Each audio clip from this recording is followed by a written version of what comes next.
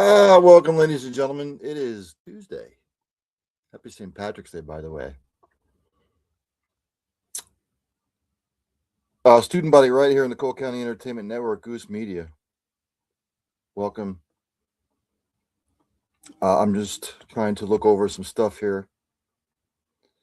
College football, some of the teams, some of the programs will be having their spring games soon. Some of them may already have. Let's go over some news and notes from the world of college football. Ex-Ole Miss and Duke coach David Cutcliffe. He is retiring as the Southeastern Conference's special assistant to the Commissioner for Football Relations. Did you get all that? Reported by the Associated Press. He announced on Tuesday that he will end his 40-year career in college football when his retirement becomes effective at the end of this month on March 31st. I believe he was at Tennessee for a little bit. And then he was at Duke where he had great success. So congratulations to him on the next chapter in his life. Michigan's Kyle Whittingham came out and said that he looks to develop Michigan quarterback Bryce Underwood, reported by Heather Dinich, ESPN. Whittingham told ESPN it was very obvious that Bryce is a mega talent. He's got so much ability, but he's raw as you would expect an 18-year-old starting quarterback at a Power 4 school to be. He was not a completely finished product, and that's our job now to turn him into that. For keeping score, Michigan ranked 105th nationally in passing last year and 107th nationally in total passing yards since the start of the 2024 season. Kyle Whittingham is not known. He's more known for defense. And if you watched his teams over the year at Utah, balance. So we'll see how that transpires.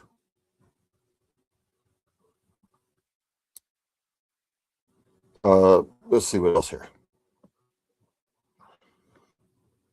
It's reported by Andrea Adelson, ESPN. North Carolina State wide receiver Teddy Hoffman, he has been suspended for a positive PED test.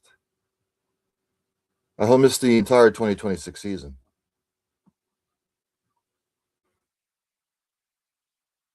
NC State coach Dave Doeren said in a statement, Teddy made a mistake that he's taken responsibility for in front of his teammates and coaches. It's an unfortunate reminder about the importance of always checking with the sports medicine staff before taking any type of medication or supplement to make sure it's permitted. I know he will learn and grow from this experience. Yeah, you never want to see stuff like that. But again, like I've said, if they actually did random drug testing in all sports, we wouldn't have sports. Like solidified drug testing. Oregon quarterback Dante Moore. I'm trying to bring the article up here for your listening pleasure. He has written to the governor for support for mental health services, reported by the Associated Press. He's revealed that he struggled with mental health issues associated with the pressures of major college football. He wrote to the Oregonian in a story published this past Monday, a letter he wrote to Governor Tina Kotek, in which he disclosed his struggles with depression. In the letter, he asked the Oregon governor for support for mental health services in the state. He said, quote unquote, early in my college career, I found myself struggling deeply. I was depressed. The pressure and expectations that come with playing quarterback at a high level overwhelming at 18. Around that same time, my mother was diagnosed with cancer. Watching her endure chemotherapy while I tried to stay focused on school and football changed me mentally and emotionally. It was heavy in ways that are difficult to put into words. This is one of the positive signs in college football. Somebody struggling with mental illness, advocating for awareness. So good for him.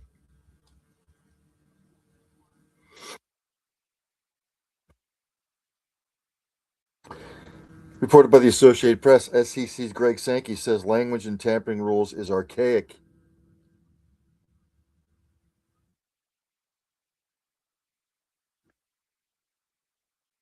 Speaking to reporters Saturday at the SEC men's basketball tournament in Nashville, Tennessee, the commissioner said the new landscape in college sports, which includes name, image, and likeness payments to players, shifting and liberal transfer rules, and the increased influence of agents, calls for the language surrounding the rules to be changed.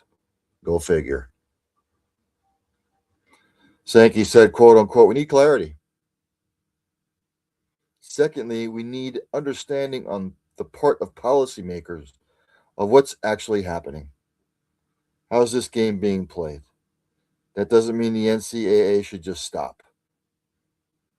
But the notion that a memo will be sent and that changes things when the NCAA is perceived as sitting on the sidelines, that's not a workable solution. So the most powerful man basically in college football, again, laying down the line, thinking that he's some sort of king.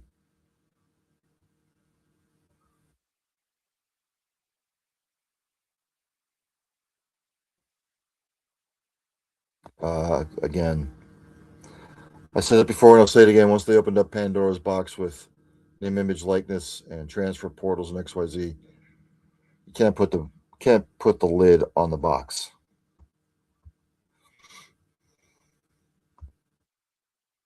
Uh, like I said,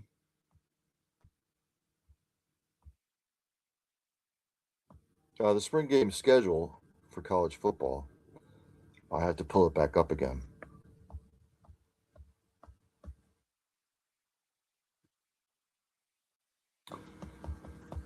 As soon as it comes up here.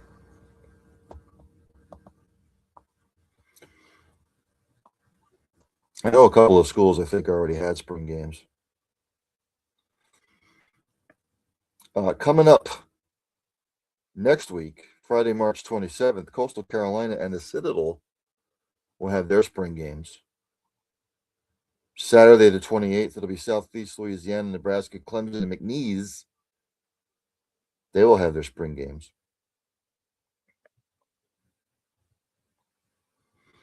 That's the rest of March. And there's a bunch of others. Some schools have stopped spring games altogether. So let me do this. I am in going through the 2026 schedules for said conferences, going through week to week. Now, some of them have not come out with their conference schedules yet. So I will focus this week on the MAC.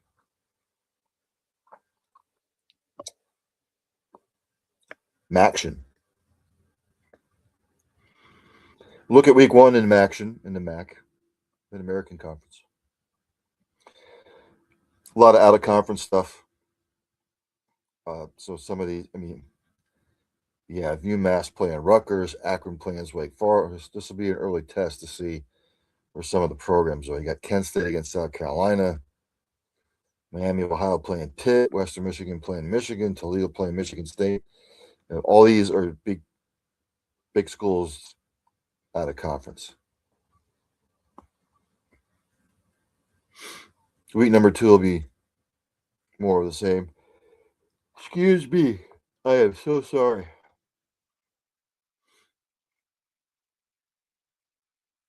And again, in week two, it's just more of the same. out of conference.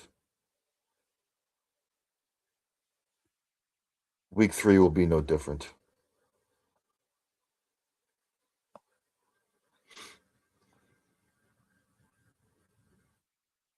Again, a lot of the teams from the MAC, weeks 1, 2, and 3, they'll be playing the bigger schools out of conference. Case in point, Bowling Green's playing Iowa State, Akron's playing Minnesota, Kent State's playing Ohio State, blah, blah, blah. Buffalo's playing Penn State.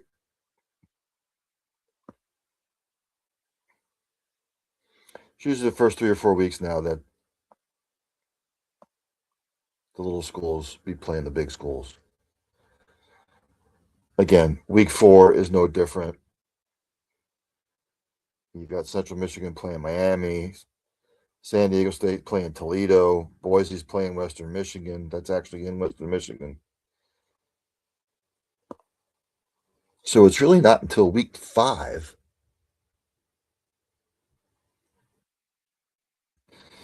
that we start getting into conference play. As soon as it comes up, as my iPad just continues to buffer. And it's cold again here in the Northeast. It's supposed to be cold tomorrow, it's supposed to be cold Thursday. And then this weekend it's supposed to break up. Oh, by the way, I had my college basketball special, men's bracketology, if you will. If you're watching this and you're watching it live, give me your Final Four pick and then give me your national champion. This is continuing to buffer. We do not like the buffering. It's trying to pull up. Oh, here we go. Here we go. See, again, in the MAC, they have their out of conference schedule set, but they don't have their regular seasons set yet. Oh, wait a minute. It's trying to do some funky stuff here.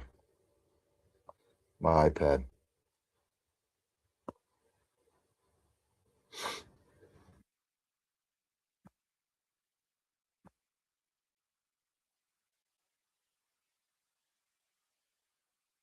Yeah, they do not have. They don't have their schedule set yet, from what I'm seeing here. They have their out of conference schedule set in the MAC, but they don't have their regular season schedule yet. Let's go to the Mountain West, see if they have their schedule set.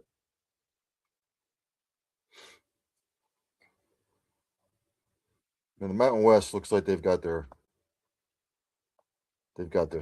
schedule set. So again, week 1, it's going to be all out of conference. Trying to look for some big games here. Wyoming and Colorado State. That's obviously an in-conference game. That's actually a good little matchup early on. Week number 2.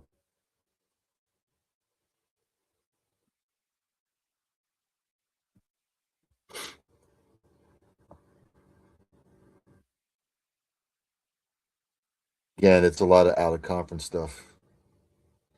UNLV plays North Texas. Nice little matchup. North Dakota State and Air Force might be a nice little matchup. Week number 3 in the Mountain West.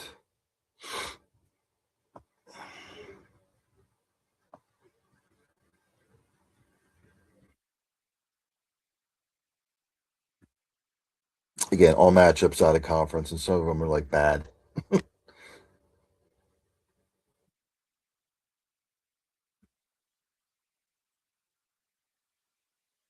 Yeah, some of them are bad. Week number 4 in the Mountain West. Again, out of conference, some in conference. Air Force, Nevada. Be like a nice little early matchup. Hawaii and Wyoming. And then we get to week 5, which should be when they start kicking off. They're out of conference.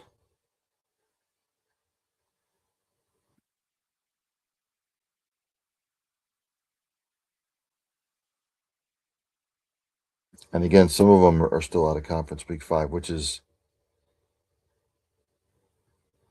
Air Force Navy Commander-in-Chief Trophy. That's a Commander-in-Chief Trophy game.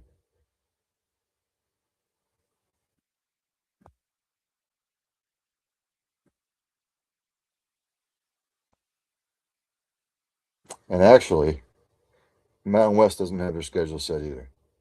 It's the out of conference schedule that they have set. So I'm batting 1,000 here. So I'll tell you what, the Pac-12 doesn't have their set. Let's go to the SEC.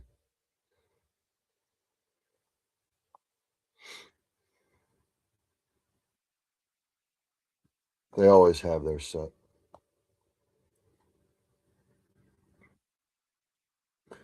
Week number 1, there's a lot of interesting games out of conference.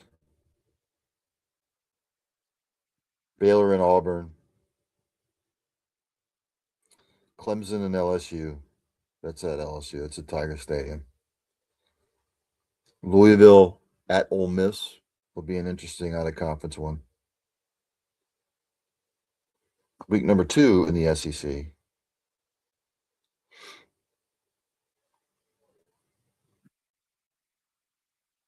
Again, this will be all out of conference. Interesting out of conference one, Arkansas at Utah, post Kyle Whittingham in Utah.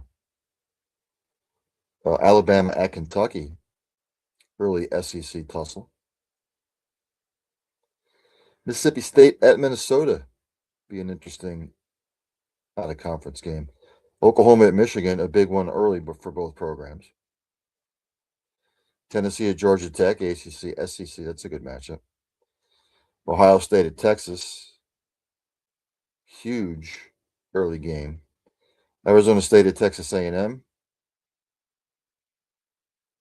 Big 12 against the SEC. Now we go to week 3.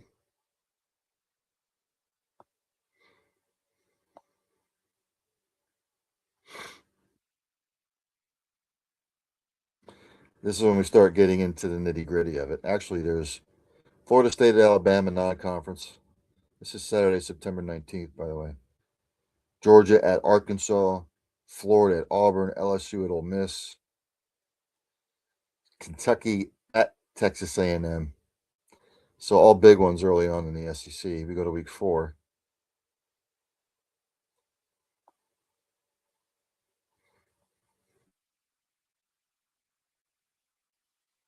South Carolina at Alabama, Vanderbilt at Auburn, Ole Miss at Florida, a big one, huge one for Florida and Ole Miss early on. We have Oklahoma at Georgia, another big one early on. Texas A&M at LSU, huge one. Missouri at Mississippi State, Texas at Tennessee. So some fantastic matchups early on in the SEC. Week number 5.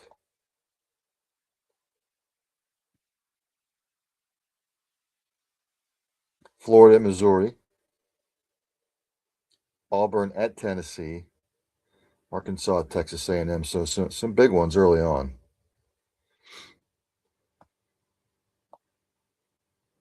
Week number 6. This will be Saturday, October 10th. Georgia at Alabama, obviously huge. Texas at Oklahoma, Red River rivalry, I guess. That's another big one. So those are the big ones. Week 6. Week number 7, we are into the thick of it now in the SEC. This will be Saturday, October 17th. Auburn at Georgia is always interesting. Missouri at Ole Miss, that's another interesting one. Alabama at Tennessee, obviously, that's always a big one for both programs. Florida has to travel to Texas. That's big. Week number 8.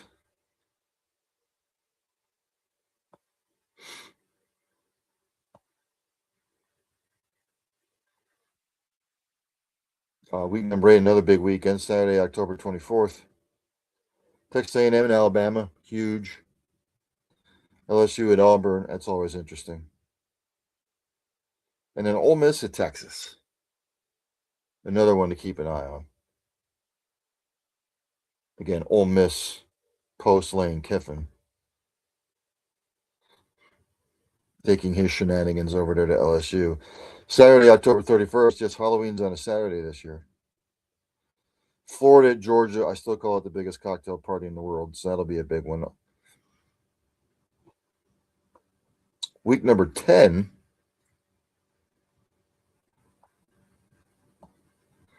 Now we're into November. Oklahoma at Florida will be a big one. Alabama at LSU, always huge. Georgia at Ole Miss. Week number 11.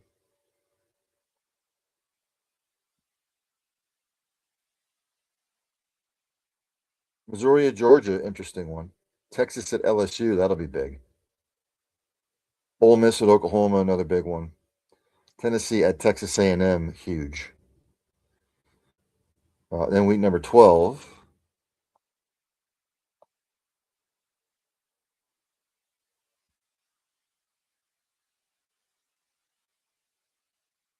A lot of non-conference games, although Texas at Oklahoma will be a big one, and LSU at Tennessee, big one. Week 11, which is the week of Thanksgiving.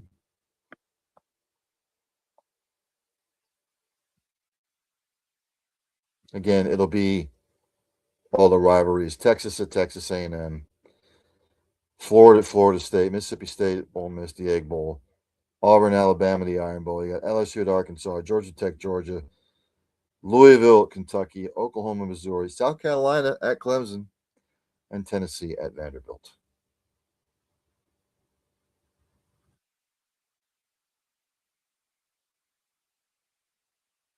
Let me do this. Those are some of the big headlines and stories for the schedules and stuff. Let me go.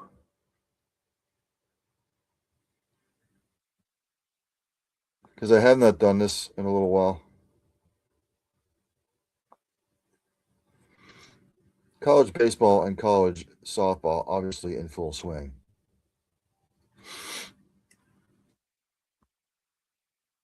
Let me go to the poll, women's poll for college softball, top 25. UCF is 25th, South Carolina is 24th. Stanford's 23rd, Grand Canyon 22nd. Oklahoma State's 21st. Duke 20th, LSU 19th. Virginia is 18th. Washington 17th, Oregon 16th. Texas A&M is 15th. Virginia Tech is 14th. Georgia's 13th, Mississippi State 12th, Arizona 11th, Florida State 10th, Arkansas 9th. Florida's 8th, UCLA 7th, Alabama 6th. Nebraska is 5th. Oklahoma 4th, Texas Tech 3rd, Texas 2nd, Tennessee right now, the number one women's softball team in the land.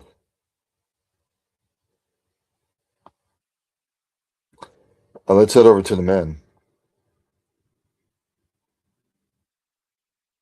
Top 25 poll. As soon as it comes up here.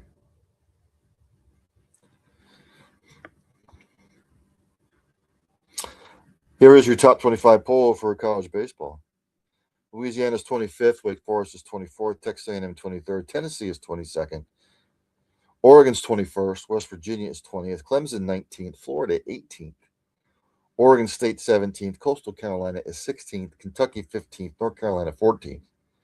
USC is 13th, Southern Miss is 12th, Florida State is 11th, NC State 10th, Virginia 9th, Oklahoma 8th. Georgia 7th, Mississippi State 6th, Auburn 5th, Arkansas 4th, Georgia Tech 3rd, Texas 2nd. UCLA right now is the number one team in the land college baseball wise.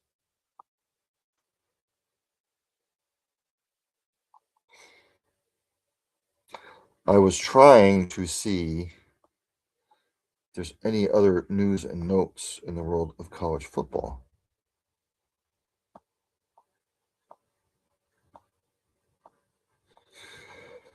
Nothing of major importance other than what I have already gone over.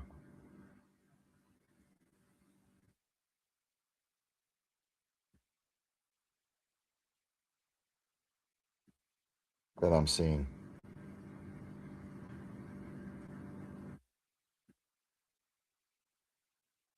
ESPN came out with their pre-spring quarterback rankings for all 68 Power 4 college football teams. Bill Connelly reporting for ESPN. I'll tell you who he has in his top 10. Pre-spring. Byron Brown for the Auburn Tigers. Brendan Sorsby has 9th for Texas Tech. 8th.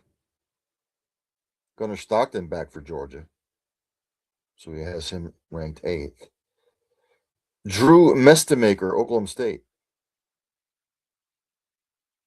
Interesting. 6th, he has Dante Moore, Oregon Ducks. 5th, he has Jaden Maiava, the USC Trojans. 4th, he has Arch Manning from the Texas Longhorns. Trinidad Chambliss for Ole Miss. Watch him. It's going to be good. 3rd. 2nd, Julian Sayin back for Ohio State. He has ranked 2nd. And number 1, he has CJ Carr of Notre Dame. So interesting. So I think that's going to end it there. Coming up, 7 o'clock at the top of the hour here on the Cole County Entertainment Network and Goose Media. Early evening sports buffet with the Ginch. I will get into around the world in sports, news, notes, headlines, scores, all kinds of good stuff.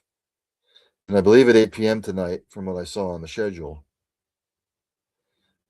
Fuji's Philly Flair. I believe from 8:40 to 9:30, or 8:40 to 9:40. That's what I saw. I hope I saw that correctly, if I was looking at the right date. So I'll see everybody at the top of the hour, and I will be going around the world in sports on an early evening sports buffet with the Ginch. I will see you then.